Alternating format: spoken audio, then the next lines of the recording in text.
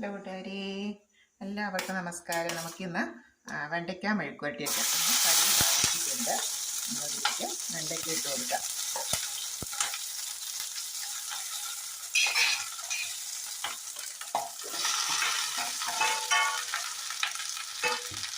വെണ്ടയ്ക്കയും പച്ചമുളകും കൂടെ കീറിയതാണ് ഇട്ട് കൊടുത്തിട്ടുള്ളത്.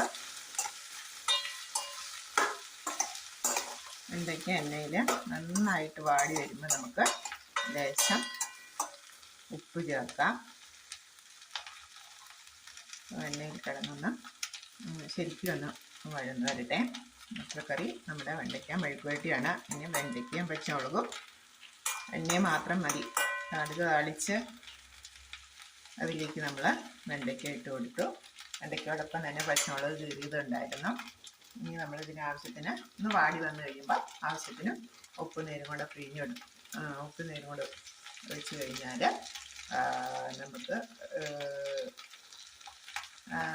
വേണമെങ്കിൽ കളറിന് വേണ്ടിയിട്ട് അല്പം മുളക് പൊടി ചേർത്ത് കൊടുക്കാം.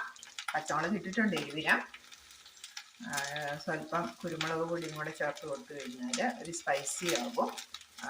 വളരെ ടേസ്റ്റിയാണ്. വെണ്ടയ്ക്ക ഒക്കെ നല്ല വിറ്റാമിൻ സമൃദ്ധമാണ്. വെണ്ടയ്ക്ക നമുക്ക് പച്ചയ്ക്ക് വരെ കഴിക്കാം.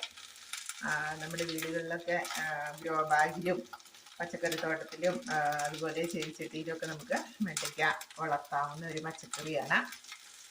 എല്ലാ വീടുകളിലും ഉണ്ടാവുമെന്ന് വിചാരിക്കുന്നു. കുട്ടികൾക്കൊക്കെ സ്കൂളിൽ പെട്ടെന്ന് ഒരു തോരനാക്കി കൊടുത്തു വിടാനും, അതുപോലെ ചോറുമായിട്ട് പോകുന്ന വീട്ടമ്മമാർക്കും ജോലിക്ക് പോകുന്ന ചേട്ടന്മാർക്കൊക്കെ ടിഫിൻ ബോക്സിൽ ഒരു സൈഡ് ഡിഷായിട്ട് നമുക്ക് വളരെ പെട്ടെന്ന് തയ്യാറാക്കാൻ പറ്റിയൊരു വിഭവമാണ് വെണ്ടയ്ക്ക.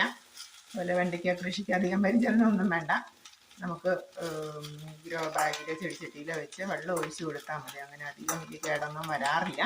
നമ്മുടെ ചെറിയ കുടുംബത്തിലേക്ക് ആവശ്യമായിട്ടുള്ള വെണ്ടയ്ക്ക നമുക്ക് കിട്ടും. കുട്ടികളൊക്കെ പച്ചയ്ക്ക് കഴിക്കുകയും ചെയ്തോളും. അപ്പം ഇതാണ് നമ്മുടെ വെണ്ടയ്ക്ക മെഴുക്കുവരട്ടിയുടെ റെസിപ്പി. ഓക്കെ, താങ്ക് യു കൂട്ടുകാരെ. അടുത്തൊരു വീഡിയോ ആയിട്ട് അടുത്ത ദിവസം കാണാം. Okay, thank you.